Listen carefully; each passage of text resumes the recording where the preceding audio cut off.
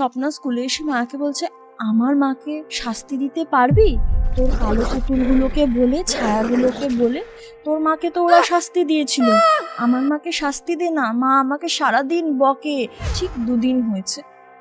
স্বপ্নার মা ওই বাড়ি থেকে বেরিয়ে ঠাকুর ঘরে উনি যাচ্ছিলেন, শুকনো উঠোনে আছাড় খেয়ে পড়লেন। এমনভাবে আছাড় খেয়ে পড়লেন, হাড়গোড় ভেঙে গেল।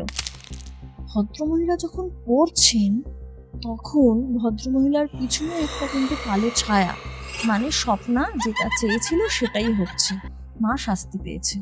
ধীরে ধীরে ধীরে ধীরে কিন্তু সে আরো বেশি অসুস্থ হয়ে পড়লো এবং একদিন স্বপ্নার হাতে সে জল খেলো। কিছুক্ষণ পরে কিন্তু স্বপ্নার মা আর ছিল না, মারা গেছিল। স্বপ্নার বাবা নিজে স্বপ্নাকে বলতে লাগলো, তুই অপয়া, তোর জন্যই এই ধরনের কাণ্ড কারখানা হচ্ছে। সেই দিন রাত্রিবেলাতে সেই ব্র্যাকেটে গামছা লাগিয়ে স্বপ্না কিন্তু করে।